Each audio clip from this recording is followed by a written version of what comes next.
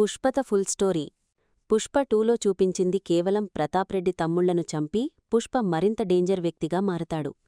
ఆ తర్వాత పుష్పను చంపాలని ప్రతి ఒక్కరూ ఎదురుచూస్తూ ఉంటారు. పుష్ప అంచెలంచెలుగా ఎదగడం సిండికేట్గానే కాకుండా సుమారు విదేశాలతోనే డైరెక్ట్ డీలింగ్స్ చేసేవాడు. అలా పుష్ప అన్నకూతురు పెళ్లిలో విలన్ బాంబ్ బ్లాస్ట్ చేస్తాడు. అప్పుడక్కడున్న ప్లేస్ మొత్తం బ్లాస్ట్ అయిపోతుంది. విలన్ ఆ ప్లేస్ని మొత్తం చూస్తాడు. పుష్ప ఫ్యామిలీకి చాలా గాయాలయ్యుంటాయి. అందర్నీ హాస్పిటల్కి తీసుకెళ్తుంటారు. కాని విలన్కి ఒక డౌటొస్తుంది. ఏమి అంటే ఫ్యామిలీ వాళ్లందరూ ఉంటారుగాని పుష్ప మాత్రం ఆ ప్లేస్లో ఉండడు. అసలు ఎవరికీ కనిపించడం లేదు. ఒక్కసారిగా పుష్ప కూడా చనిపోయి ఉంటాడని ప్రజలందరూ అనుకుంటారు. విలన్కి ప్రతాప్రెడ్డికి పుష్ప చనిపోయాడని తెలుస్తుంది. మొత్తం సిండికేటంతా ఆశ్చర్యపోతుంది. పుష్ప చనిపోయి ఉండడు అని మంగళం శ్రీను మాత్రం అస్సలు నమ్మడు. ఎందుకంటే పుష్ప గురించి తెలిసింది కేవలం మంగళం శ్రీనుకు మాత్రమే. కాబట్టి పుష్ప పుట్టించిన భయం రోజురోజుకీ తగ్గిపోతూ వస్తుంది. పోలీసులు చెక్పోస్టుల దగ్గర ఉండడం మానేస్తారు. శేషాచలం అడవి మొత్తం సైలెంట్గా ఉండిపోతుంది. అలా కొన్ని రోజులు గడిచిపోతాయి. శేషాచలం అడవిలో కొంతమంది మనుషులు సరుకును కొడుతూ ఉంటారు. దగ్గర్లో చెక్పోస్టులలో ఉన్న పోలీసులకు ఆ శబ్దం వినబడుతుంది. అలా ఆ పోలీసులందరూ అడవిలోకి వెళ్తారు. అక్కడికి వెళ్లి చూసిన తర్వాత ఒక్కసారిగా షాకవుతారు. ఎందుకంటే అక్కడ ఎవరూ ఉండరు. కాని సరుకు మాత్రం కొన్ని వేల టన్నులు మాయమైపోయింది. ఎందుకంటే పుష్ప మనుషులు ఆ సరుకును ఎక్కడో దాచిపెట్టారు. పోలీసులకు అర్థమవుతుంది పుష్ప ఇంకా బతికే ఉన్నాడు అని. కాని ఆ విషయం ఎవరికీ తెలియకూడదు అని పోలీసులనుకుంటారు. ఎందుకంటే ఇన్ని వేల టన్నులు సరుకు కనిపించడం లేదంటే వాళ్ల జాబ్స్ పోతాయని ఎవరికీ చెప్పకుండా ఉంటారు. ఇంతకీ పుష్ప ఎక్కడికి వెళ్లాడు అంటే పుష్ప చైనాకు వెళ్ళింటాడు. అక్కడున్న గవర్నమెంట్ పుష్పను స్మగ్లర్గా గుర్తించి అరెస్టు చేస్తుంది. పుష్ప ఇల్లీగల్ బిజినెస్ చేస్తున్నాడు అని తనను రిమాండ్లో ఉంచాలని అరెస్టు చేస్తుంది. అలా పుష్ప జైల్లో ఉండగా రాత్రి సమయంలో అక్కడున్న మెయిన్ విలన్ని పుష్ప చంపేస్తాడు.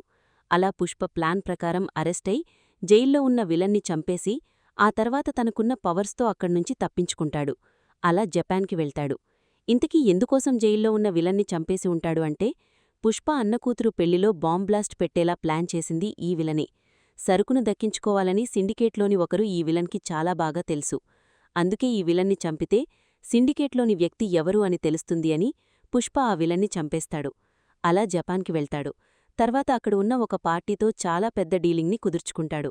అలా పుష్ప సరుకు పంపిస్తా అని మాట ఇచ్చి ఉంటాడు. అందుకే కేశవ ద్వారా కొన్ని రోజుల కిందటే శేషాచలంలో ఉన్న సరుకును రెడీ చేస్తూ ఉంటారు. అది గమనించిన పోలీసులు షాకవుతారు. సరిగ్గా కొన్ని రోజుల్లోనే సరుకును మొత్తం జపాన్కు పంపిస్తారు. మొత్తం అమౌంట్ సెటిల్మెంట్ చేసుకుని పుష్ప డబ్బుతో ఉన్న కంటైనర్ను ఇండియాకు తీసుకొస్తారు. అలా ఒక పక్క పుష్ప చనిపోయాడు అని సిండికేట్ మెంబర్స్ అందరూ ఒక మీటింగ్ని పెట్టుకుంటారు. ఆ మీటింగ్లో సీఎం సిద్దప్ప, మంగళం శ్రీను, మిగతా వాళ్లందరూ ఉంటారు.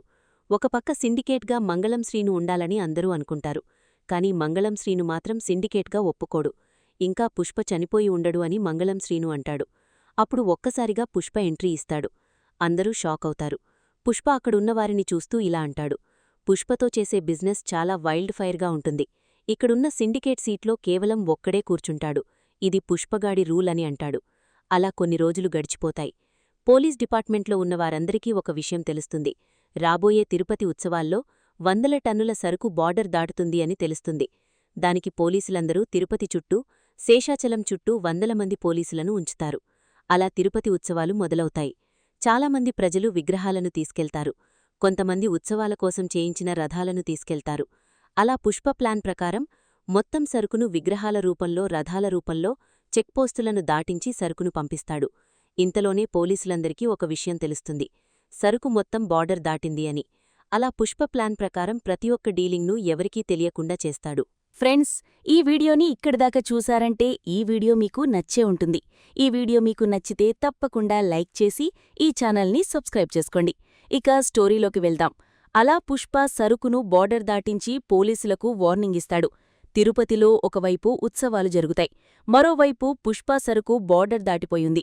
సరిగ్గా కొన్ని రోజుల తర్వాత ఆ విలనైన ప్రతాప్రెడ్డి ఊరి ప్రజలమీద రౌడీలతో అందర్నీ చంపడానికి ప్లాన్ చేస్తాడు. అలా ప్లాన్ ప్రకారం రౌడీలు అందరూ ప్రజలను చంపాలని అనుకుంటారు. అక్కడికి పుష్ప ఎంట్రీ ఇస్తాడు. ప్రతి ఒక్కర్నీ గన్స్తో ఫైర్ చేసుకుంటూ వస్తాడు. పుష్ప ఒక్కర్నీ కూడా చంపడు. పుష్ప తెచ్చుకున్న సైన్యం ఆ రౌడీలందర్నీ చంపేస్తారు. అలా పుష్ప ప్రజలను కాపాడతాడు. మరోసారి పుష్పకు ఒక విషయం తెలుస్తుంది. పుష్ప నాన్నను చంపింది ఎవరో కాదు, సీఎం అయిన సిద్దప్ప నాయుడు అని తెలుస్తుంది. అది తెలుసుకున్న పుష్ప వెంటనే సీఎంను చంపాలని అనుకుంటాడు. కాని సీఎం సిద్దప్పను చంపాలని పుష్ప బయల్దేరతాడు. సీఎం, ప్రతాప్ రెడ్డి వీళ్లందరూ ఇండియాలో ఉండరు. థాయిలాండ్లోని ఒక సిండికేట్ మీటింగ్కి వెళ్లి ఉంటారు. ఆ మీటింగ్కి పుష్ప కూడా వెళ్తాడు. అక్కడ జరిగిన మీటింగ్ తర్వాత పుష్ప ప్లాన్ ప్రకారం మొత్తం ఆ ప్లేస్ చుట్టూ బాంబ్స్ని ఉంచి ఉంటాడు. ఆ తర్వాత పుష్పను చంపడానికి సీఎం సిద్దప్ప, ప్రతాప్ రెడ్డి వందల మందిని బయట ఉంచి ఉంటారు. పుష్ప ఒక్కసారిగా బయటకు వచ్చిన వెంటనే పుష్పను చంపాలని అందరూ వస్తారు.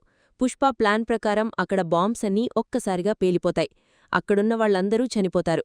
పుష్ప అంటే వైల్డ్ ఫైర్ అని చూపిస్తాడు.